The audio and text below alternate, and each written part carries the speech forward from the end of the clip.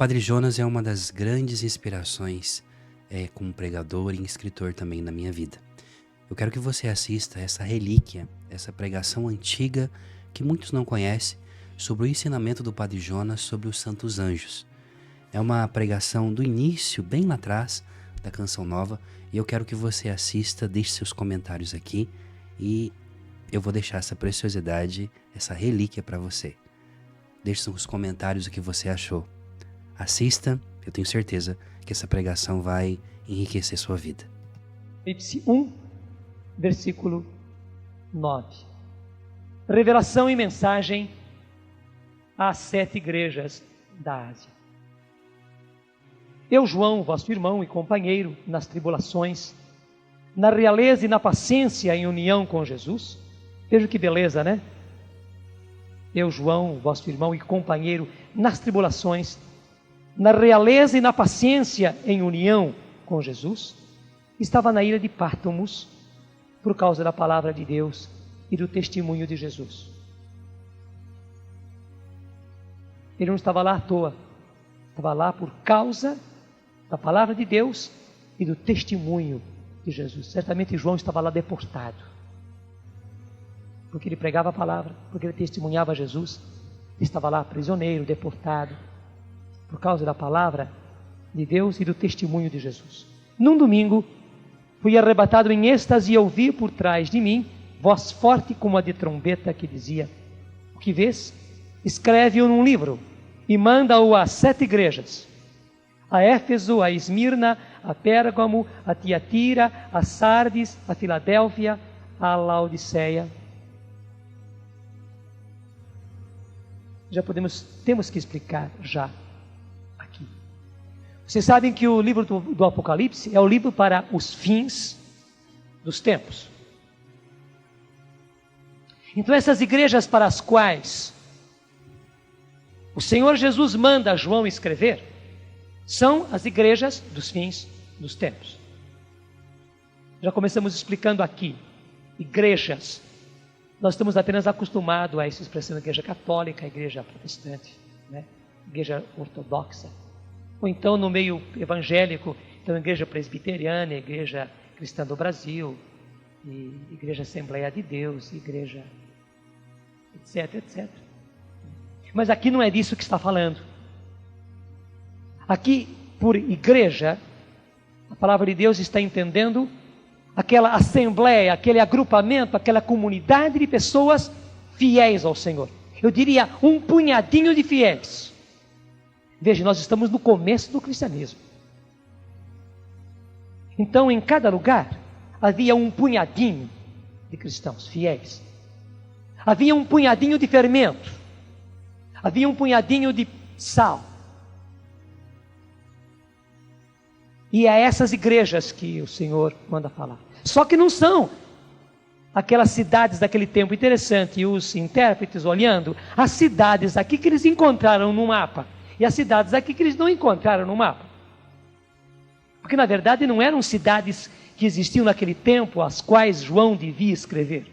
Não, são as igrejas dos fins dos tempos. E fins dos tempos são os fins dos tempos. Aqui os nomes estão usados apenas como nomes. Mas é a igreja dos fins dos tempos que o Senhor manda João escrever. Por quê? A igreja dos fins dos tempos precisa de uma palavra especial do Senhor. Então aí, as igrejas que estão nomeadas, nesse versículo 11, na segunda parte, a Éfeso, a Esmirna, a Pérgamo, a Tiatira, a Sardes, a Filadélfia e a Laodiceia, 7 igrejas. Por que 7? Porque para os orientais, para os judeus, 7 era o número da perfeição. Então não são apenas essas 7, esse setinho pequeno. Não, aí é a universalidade da igreja. A toda a igreja, onde houver um punhadinho de sal, onde houver um punhadinho de fermento, onde houver um pouco de luz, nos fins dos tempos, é a essas igrejas que tu deves escrever, espalhadas em não sei quantos lugares, espalhadas nas grandes cidades, espalhadas nos campos, escondidas nos sertões, escondidas nos altos das montanhas, ou escondidas nos grandes prédios de arranha-céus. Lá onde houver um punhadinho de cristãos fiéis, onde houver um pouco de fermento, onde houver um pouco de sal, onde houver ainda uma réstia de luz, é para esses cristãos que tu vais escrever, porque eles precisam de uma palavra especial da minha parte. Então o Senhor mandou escrever para preparar a igreja dos fins dos tempos.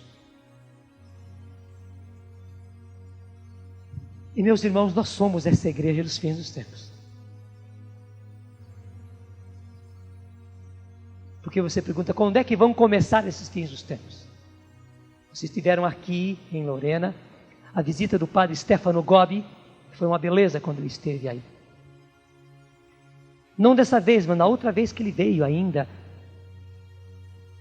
no começo dos anos 80, quando ele esteve em Guaratinguetá, a rádio também foi lá e gravou o que ele disse. Eu me lembro, escutei na fita, na voz dele, entendi tanto no italiano como na tradução em português. Já na primeira vez eu já entendi o que ele falou. Quando ele disse, se vocês me perguntam, como muita gente pergunta, quando é que vão começar esses fins dos tempos? Eu digo vocês estão igualzinho àquelas pessoas que já estão molhadinhas de chuva e estão perguntando quando é que vai começar a chover. Nós já somos essa igreja dos fins dos tempos. Nós já somos. Então, esta palavra é para nós. E quanto mais nós adentrarmos aos fins dos tempos, quanto mais nós chegarmos perto da volta do Senhor, mais a igreja fiel a Jesus precisará desta palavra do livro do Apocalipse. Então, veja bem, não se apegue apenas a esses nomes. E Filadélfia, e Pérgamo, e Tiatira, não se apegue a esses nomes. Inclusive a divisão em várias cidades é apenas uma questão pedagógica, uma questão didática para explicar bem. Mas é a igreja de Jesus nas suas várias situações, que precisa de uma palavra dele, de uma palavra do mestre para aquele tempo. E eu sinto que essa palavra agora é para nós. Como eu digo a vocês, no começo eu fui muito sincero naquilo que eu disse. Até para mim foi surpresa, mas foi como um imperativo do Senhor para mim. Eu tive que ceder. Digo a vocês, eu estou despreparado. Sim, em termos de cabeça eu estou despreparado. Mas o Senhor quer falar. Vamos lá. Versículo 12. Voltei-me para saber que vós falava comigo. Tendo-me voltado, vi 7 candelabros de ouro. E no meio dos candelabros, alguém semelhante ao Filho do Homem, vestindo uma longa túnica até aos pés, cingindo o peito por um cinto de ouro. Tinha ele cabeça e cabelos brancos como lã cor de neve. Seus olhos eram como chamas de fogo. Seus pés se pareciam ao bronze fino incandescido na fornalha. Sua voz era como o ruído de muitas águas. Segurava na mão direita 7 estrelas. De sua boca saiu uma espada afiada de 2 gumes. O seu rosto se assemelhava ao sol quando brilhava com toda a força. Ao vê-lo, caí como morto aos seus pés. Ele, porém, pôs sobre mim a sua mão direita e disse: não temas, eu sou o primeiro e o último e o que vive.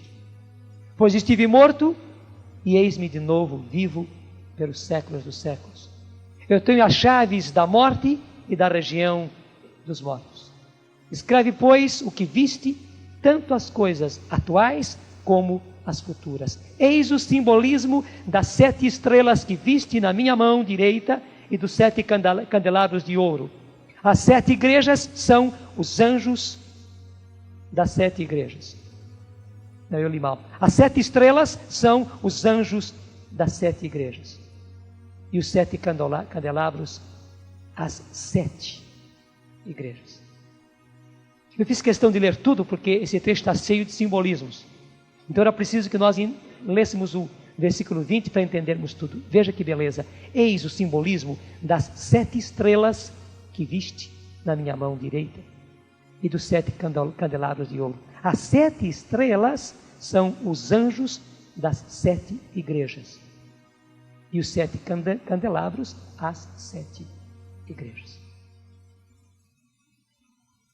Vocês podem olhar lá embaixo a nota, número 20, simbolismo. Os anjos indicam os chefes espirituais das igrejas, como representantes que são das suas comunidades. Não está isso na nota?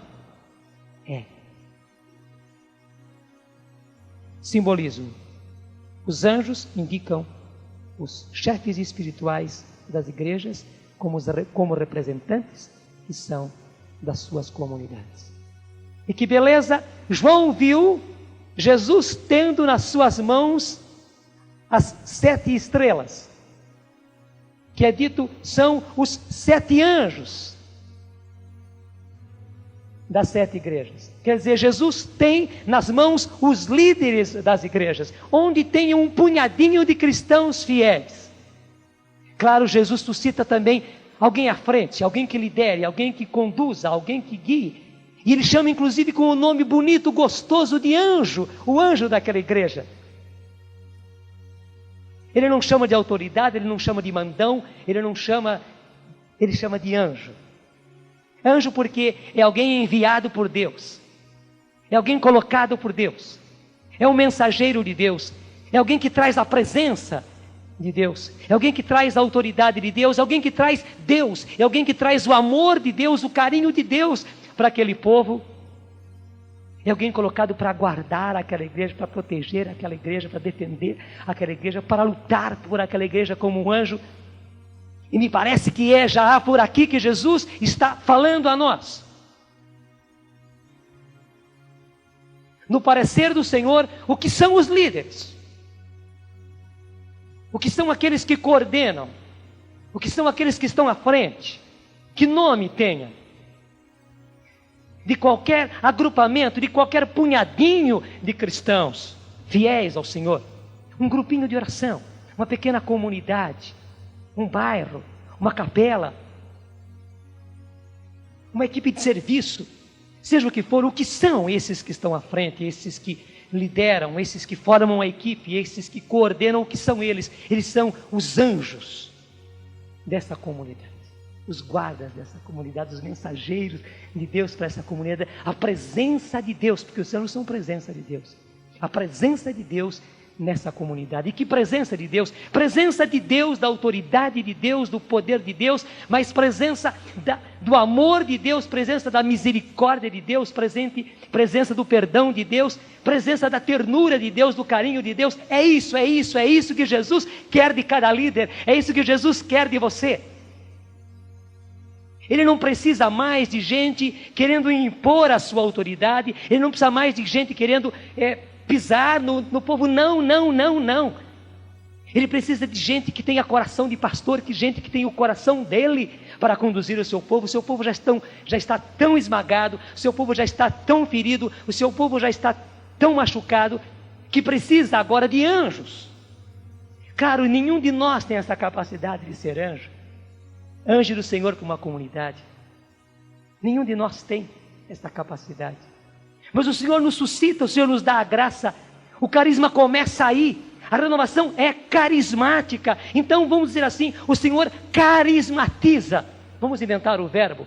Quer dizer, o Senhor dá o carisma, o Senhor dá o dom, o Senhor dá a capacidade, o Senhor dá a possibilidade do líder, do coordenador, ser antes de tudo pai, ser muitas vezes mãe daquela comunidade, gerador daquela comunidade, protetor daquela comunidade, educador daquela comunidade, presença de Deus para aquela comunidade, presença do amor de Deus para aquela comunidade, presença do perdão, presença da misericórdia, sinal da misericórdia de Deus, sinal do perdão de Deus, sinal da união de Deus, sinal de Deus para aquela comunidade. Gente, que lindo, que lindo, que lindo, que lindo, que lindo, que lindo, que lindo, que lindo.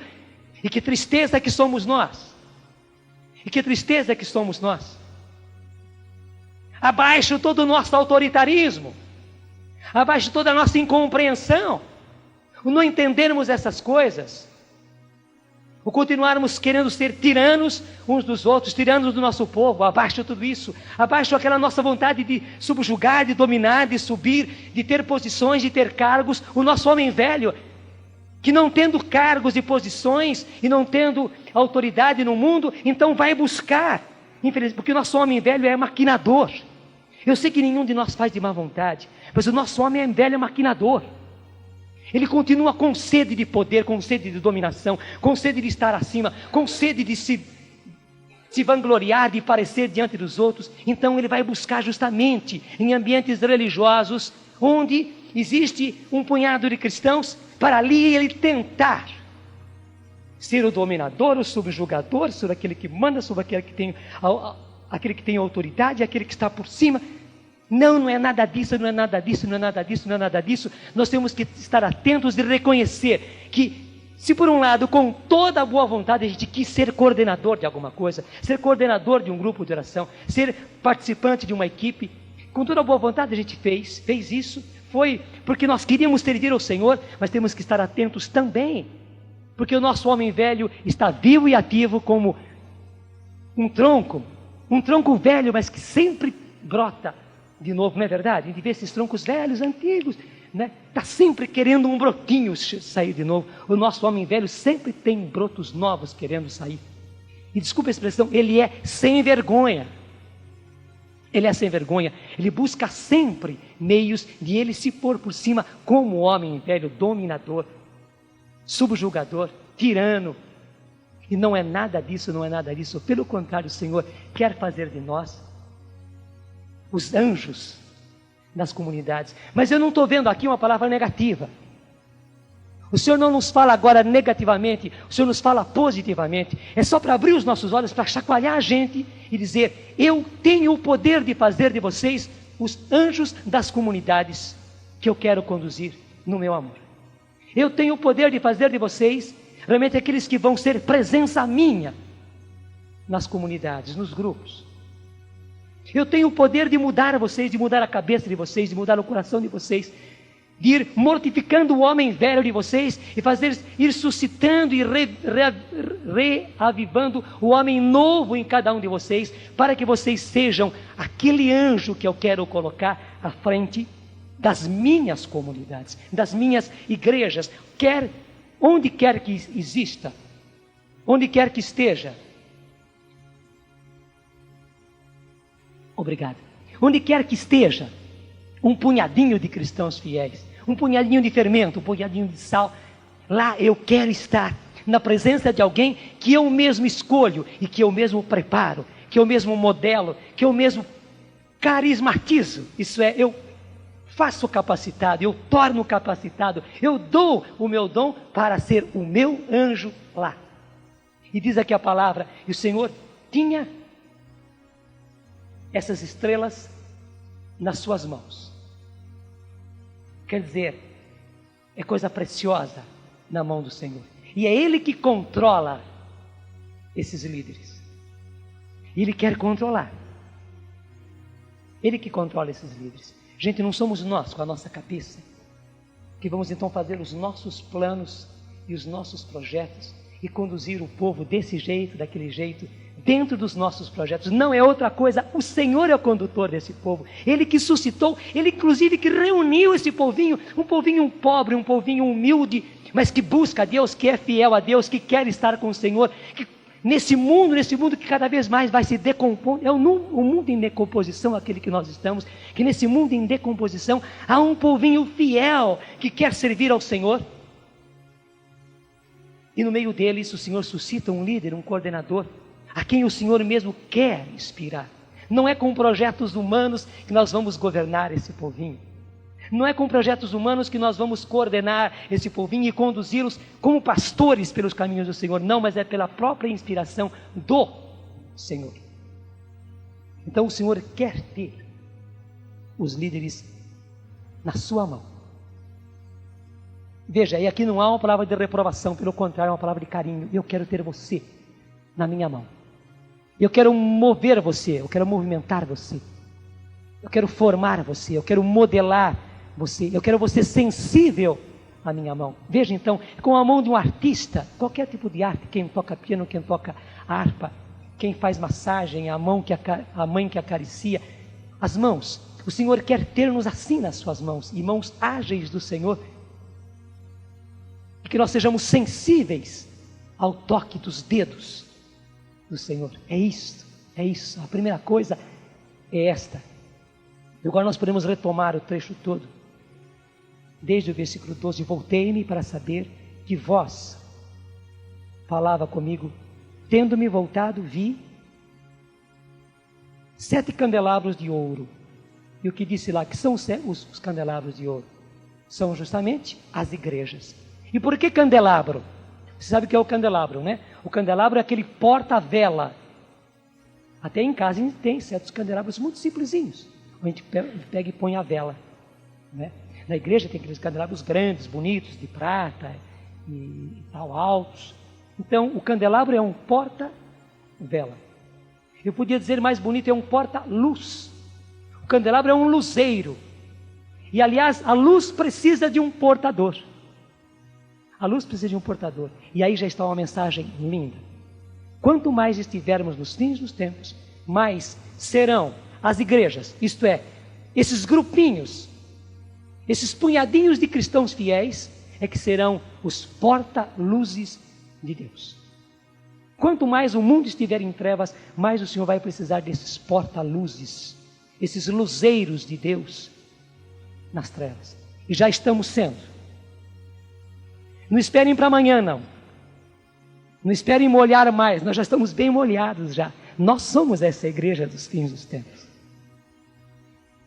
Nós já estamos sendo, graças a Deus, luzeiros, isto é, portadores da luz e portadores da própria luz que é Jesus nos ambientes onde nós estamos. E Jesus precisa disso. Compreenda isso, entenda isso. Ele não precisa de um movimentinho a mais de renovação carismática. Ele não precisa mais de alguns grupinhos de oração. Ele não precisa mais de alguns servicinhos, não. Jesus precisa de porta-luzes, de luzeiros no mundo de trevas. E infelizmente o nosso mundo está cada vez mais em decomposição. Não precisamos ir longe, é só olharmos a nossa rua. É só darmos uma vasculhada no nosso bairro para ver. É só olharmos para a televisão, é só olharmos as revistas para ver como o nosso mundo está em decomposição. Mas existe uma esperança e a salvação está aí, Jesus, o Salvador, está aí, a luz de Jesus está aí, e Ele tem, graças a Deus, esses luzeiros são esses grupos de cristãos, esses punhadinhos de cristãos fiéis ao Senhor. Veja, é triste eu dizer isso, não são simplesmente católicos, não são simplesmente igrejeiros. Me dói o coração ter que falar nestes termos, mas são cristãos fiéis ao Senhor. E acho que você entende o que é ser cristão fiel ao Senhor. Porque de cristão de nome, de católico de nome, de igrejeiro, que é só igrejeiro, a igreja está cheia, é por isso que a igreja anda mal, é por isso que as trevas estão cada vez mais tomando lugar. Então, serão os cristãos, punhadinhos de cristãos espalhados, cá e lá. Nem esperemos grande massa, nem esperemos grandes massas. São punhadinhos de cristãos espalhados, cá e lá no meio dessa escuridão. Punhadinhos de cristãos fiéis ao Senhor, que serão os luzeiros, os porta-luzes nesse mundo de trevas. E foi isso que João viu. Aqueles 7 tabernáculos, aqueles 7 candelabros, as igrejas espalhadas no meio da escuridão, essas igrejas que são luz e que trazem a luz que é Jesus. Versículo 13. E no meio dos candelabros, alguém semelhante ao Filho do Homem, vestindo uma longa túnica até os pés, cingindo o peito por um cinto de ouro.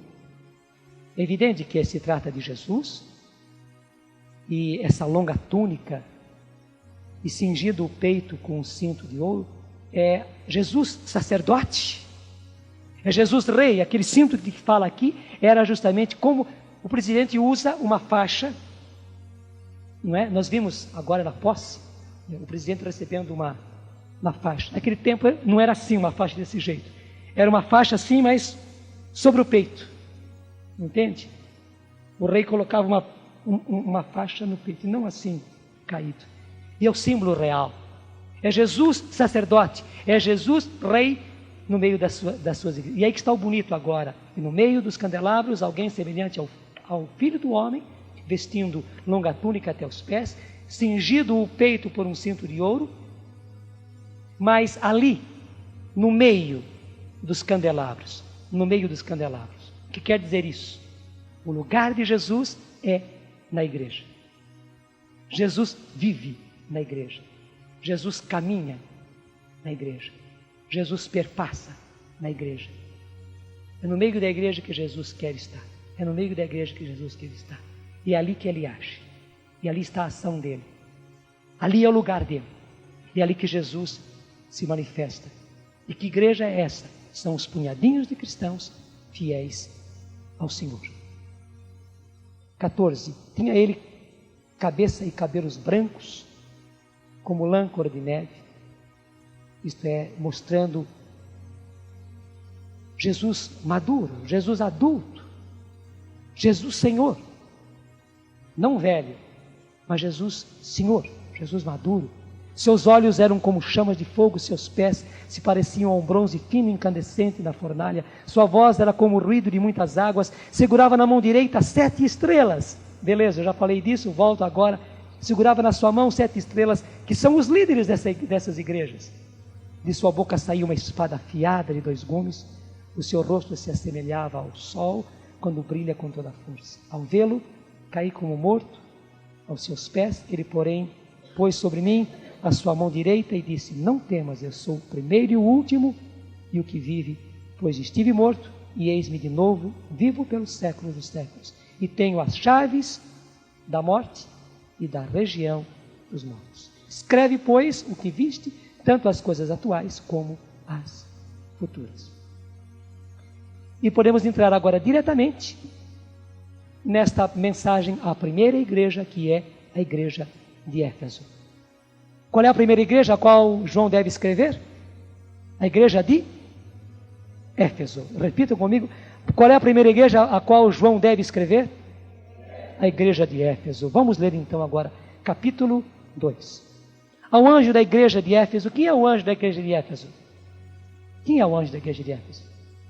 Ao líder, ao coordenador, ao dirigente. Que nome tenha. Que nome tenha. É a ele, em primeiro lugar, que Jesus manda escrever. Ao anjo da igreja de Éfeso, escreve. Porque é ele que deve reter no coração, guardar no coração. Ele é o condutor dos seus irmãos. Ele é o pastor dos seus irmãos. Ele é o guarda dos seus irmãos. Ele é o anjo dos seus irmãos. Está dando para entender? Está dando para entender a responsabilidade que o Senhor põe nas nossas mãos e a graça que Ele nos quer dar? Jesus quer nos dar essa graça de sermos isso, de sermos os anjos para os nossos irmãos. E é a nós que o Senhor manda falar em primeiro lugar, porque Ele confia em nós que nós sejamos estes anjos para os nossos irmãos. Então, o que manda dizer ao anjo da igreja de Éfeso? Escreve: eis o que diz aquele que segura as 7 estrelas na mão direita. Vocês já entenderam? É Jesus e que tem os líderes nas suas mãos. Aquele que anda pelo meio dos 7 candelabros de ouro. Jesus que anda na igreja, que caminha no meio da igreja. Está vendo como fica fácil o Apocalipse? Não é? Como fica fácil o Apocalipse? Aquele que anda pelo meio dos 7 candelabros de ouro. Conheço as tuas obras, teu trabalho, tua paciência. Não podes suportar os maus. Puseste à prova os que se diziam apóstolos e não o são, e os achaste mentirosos. Tens perseverança, sofreste pelo meu nome e não desanimaste. Os elogios de Jesus. Eu tenho a certeza, Jesus diz isso a vocês hoje. Talvez eu não tivesse a coragem de dizer. Eu teria talvez receio de errar. Mas Jesus diz isso a vocês. A vocês. Então, receba de novo no coração. Versículo 2. Conheço as tuas obras. Conheço as tuas obras. Eu sei bem o que você fez, o que você faz. Conheço as tuas obras. Teu trabalho. E tua paciência. Conheço as tuas obras, teu trabalho e tua paciência. Não podes suportar os maus. Puseste à prova os que se dizem apóstolos e não o são, e os achaste mentirosos. Eu não quero tirar conclusões, mas eu peço que o Senhor mesmo ponha as conclusões nos corações de cada um. Acho que tem muita coisa aí que você vai tirar do seu coração. Não pode suportar os maus. Puseste à prova os que se dizem apóstolos e não o são, e os achaste mentirosos. Tire você as conclusões que o Senhor colocar no seu coração. Eu não quero tirá-las. Tens perseverança, sofreste pelo meu nome e não desanimaste. Sofreste pelo meu nome e não desanimaste. O Senhor diz isto a vocês. Eu dou glória ao Senhor por isso. É Ele falando. Assuma. Assuma. E você pode assumir sem medo isso. É o Senhor dizendo a você. Mas tenho contra ti que arrefeceste o teu primeiro amor. Leiam comigo esse versículo, por favor, todos.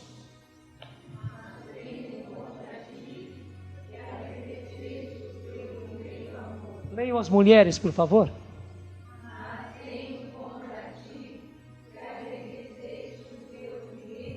Leiam os homens, por favor.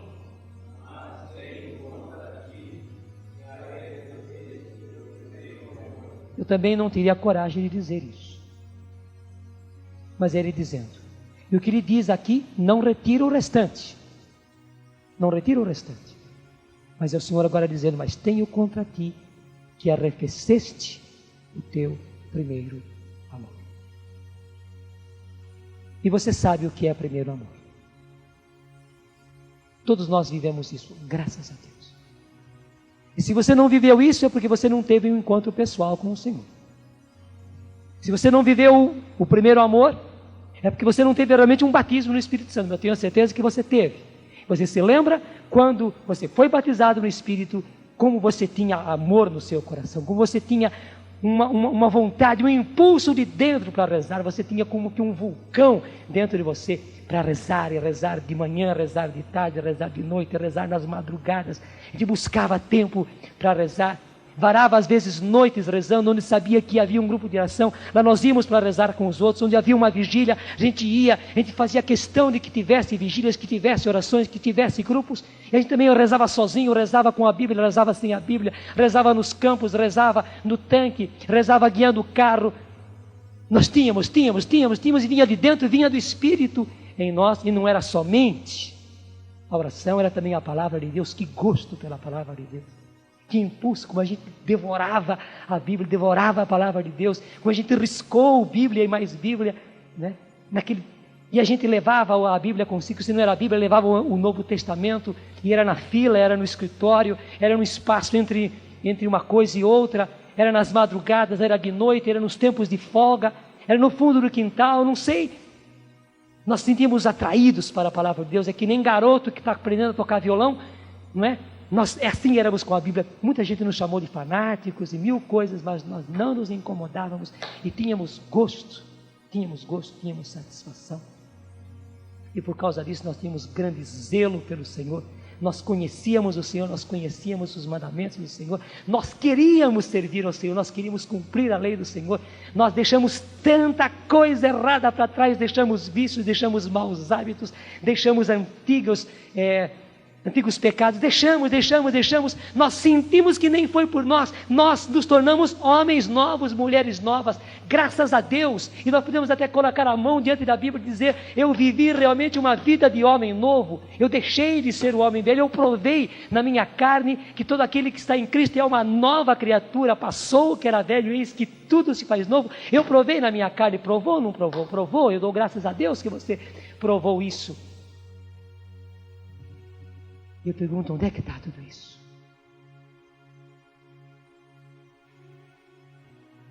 E o Senhor pergunta para você, onde é que está tudo isso? E nós sofremos, eu sei que nós sofremos. E os inícios da nossa vida em Jesus Os inícios da nossa vida no Espírito foi muito sofrida. Foi muito sofrida. Não só os inícios da renovação, diga ao eu, foram sofridos, mas a vida renovada de qualquer um foi muito sofrida. Sofrimento de todos os tipos, sofrimentos interiores, nossos sofrimentos por causa da família, sofrimento por causa dos parentes, sofrimento por causa dos amigos, sofrimento por causa de padre, por causa de associação religiosa, por causa de igreja, por causa de comunidade, por mil coisas. Mas nós dizemos como agir, nós tiramos de letra aquilo tudo. E nem ressentidos nós ficávamos, e nem magoados nós ficávamos, graças a Deus. E onde é que está tudo isso? Sabe, gente, eu não teria coragem de fazer essa pregação. Não teria. Essa palavra está aí, eu nem tive tempo de me aprofundar na palavra. Pode ser que amanhã, eu voltando a pregar as palavras das outras igrejas, talvez aí até eu já tenha dado uma preparada melhor e quem sabe eu não possa dizer do jeito que estou dizendo hoje, mas hoje eu posso dizer com toda a franqueza, eu não teria coragem de dizer porque não é por mim que eu estou dizendo. Mas é o Senhor dizendo a nós, é o Senhor dizendo a vocês. E onde é que ficou tudo isso? Veja o versículo 5. Lembra-te, pois, de onde caíste. Lembra-te, pois, de onde caíste. Arrepende-te. E retorna às tuas primeiras obras. Vamos ler essa primeira metade do versículo 5. Todos.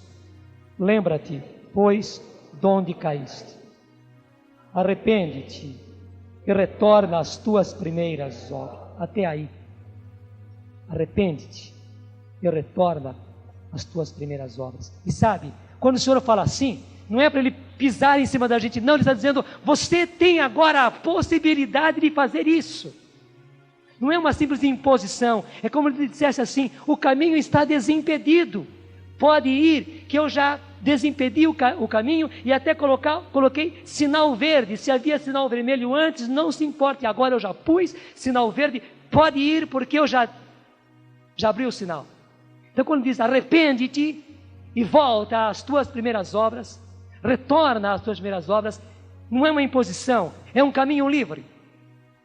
É uma ordem do Senhor, pode caminhar, pode ir por aí, porque eu já abri o caminho e eu dou a você a segurança disso. Eu inclusive garanto o meu perdão, arrepende-te.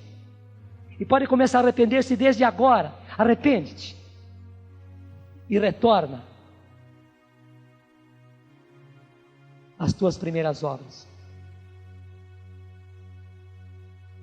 E uma garantia que o Senhor dá, que se você faz isso, se você se arrepende, Ele vai te devolver tudo de novo. Talvez não volte aquela emocionalidade dos primeiros tempos. Hoje nós somos maduros, graças a Deus. Mas volta com força. Volta com força. É como os brotos novos de um galho que tinha sido podado. Volta. Se você se arrepende, se você pede ao Senhor, eu quero voltar ao primeiro amor. Senhor, eu estou arrependido por eu ter saído, por ter caído fora, por eu ter arrefecido no primeiro amor. Senhor, eu quero voltar. Se você quer, se você pede, se você pede de novo a unção do Espírito Santo, se você pede um reavivamento do Espírito Santo, porque você quer retornar às primeiras obras, porque aí é preciso você querer. Jesus dá a ordem, você pode ir que eu abri caminho, mas ele diz, arrepende-te e retorna. Portanto, depende da sua vontade. Você precisa querer. Então, no fundo do coração, você deve dizer, eu quero voltar às primeiras obras. Eu não sei como é que você viveu naquele tempo. Eu quero voltar, Senhor, a ter aquela pujança de oração. Eu quero voltar, Senhor, a ter gosto e ardor pela Tua palavra. Eu quero, Senhor, voltar a ter zelo por Ti. Eu quero, Senhor, voltar a me dedicar. Eu quero, Senhor, realmente romper com o mundo, romper com o pecado, romper com o mal, romper com o homem velho. Eu quero ser uma criatura nova, Senhor. Eu quero. Eu quero trabalhar por Ti, eu quero evangelizar. Eu quero, Senhor. Eu quero deixar de lado o meu comodismo. Eu quero, Senhor. É preciso você dizer esse quero do fundo do coração. Não é um simples falar, não é uma oração repetida, eu quero, Senhor. Não, é do fundo do coração. E se isso está no seu coração, se vem de dentro do seu coração, tenha certeza, o Senhor garante, Ele vai lhe dar esta possibilidade. Ele vai suscitar de novo em você o Espírito Santo. Porque veja, para o nosso primeiro batismo no Espírito, o que foi preciso? Querer e pedir. E porque nós quisemos e pedimos, o Senhor nos deu. Só que infelizmente, depois dessa vida toda que nós vivemos, depois que a gente infelizmente arrefeceu do primeiro amor, nós ficamos como que vacinados. E vacinados, a gente tem anticorpos, né?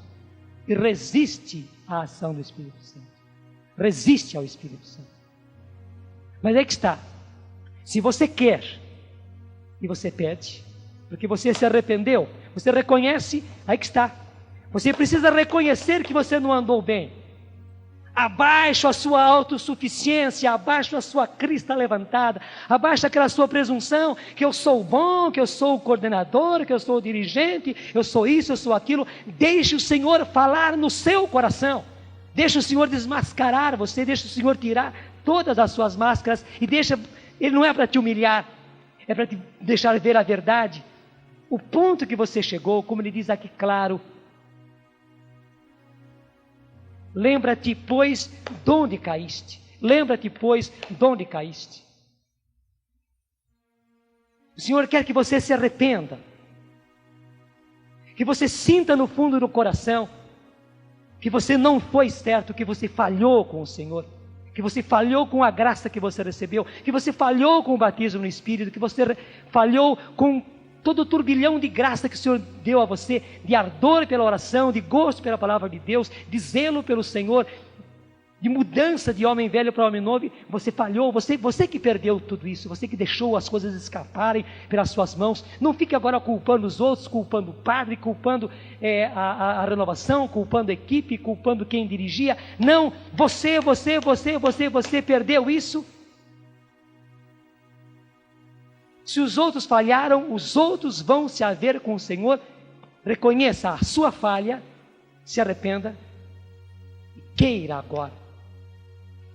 E sabe, gente, quando a gente se arrepende assim, quando a gente quer assim, a gente volta para o pé da cruz de Jesus. E é isto. E imagine-se assim agora, você no pé da cruz de Jesus. Só que no pé da cruz de Jesus não havia flores desse jeito. Hoje nós colocamos flores aqui, mas não havia flores. Havia sim muito sangue, muita dor, muito sofrimento. E no pé da cruz de Jesus, você pode receber sobre a sua cabeça, sobre o seu rosto, sobre o seu corpo inteiro, o sangue de Jesus derramado sobre você. Sim, quando você se arrepende e quando você quer voltar, você se põe debaixo da cruz de Jesus.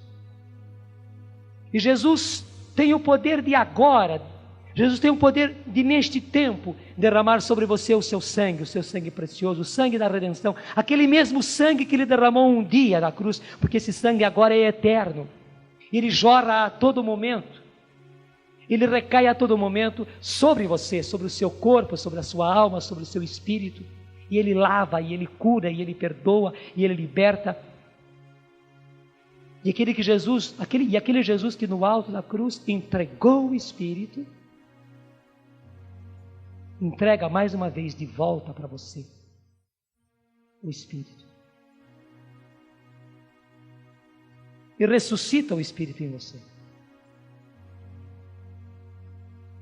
E reaviva o batismo no Espírito em você.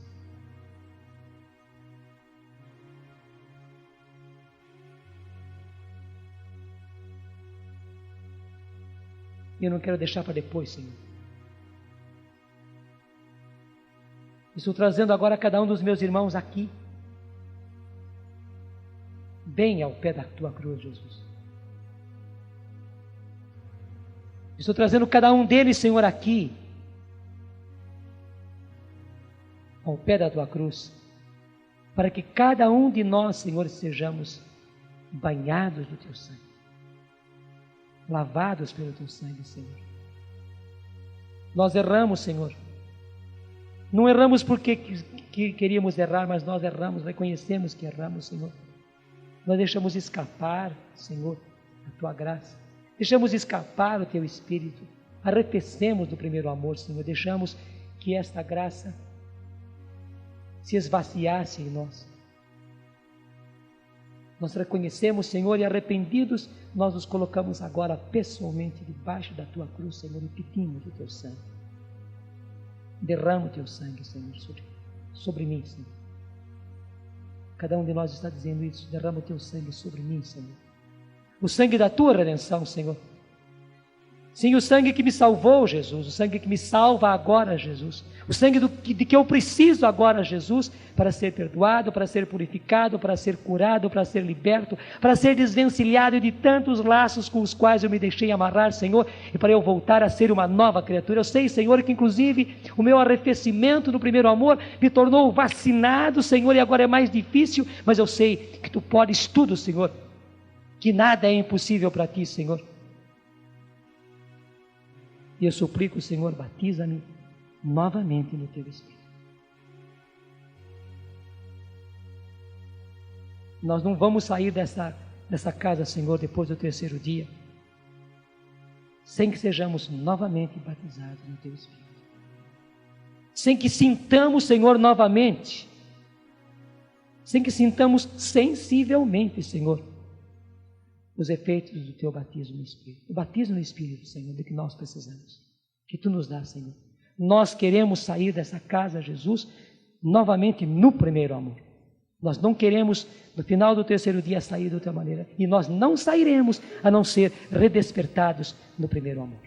Nós estamos falando sério, Senhor. Sabemos que Tu levas a sério também. Então não nos deixarás, Senhor, sair daqui sem que voltemos ao primeiro amor.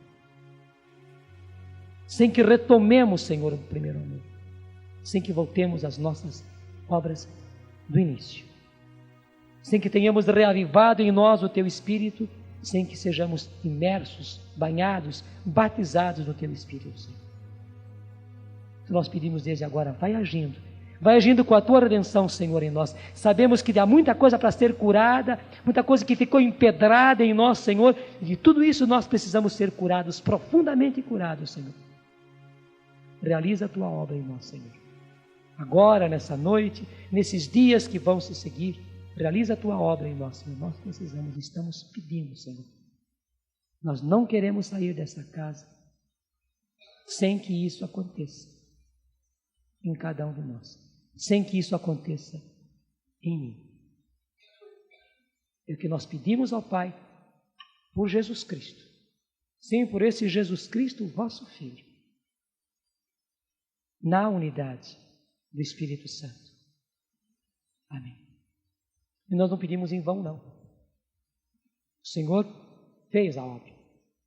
E tenha certeza que Ele vai fazer a obra, Ele vai continuar fazendo a sua obra. Temos mais outros dias pela frente. Ele vai fazer.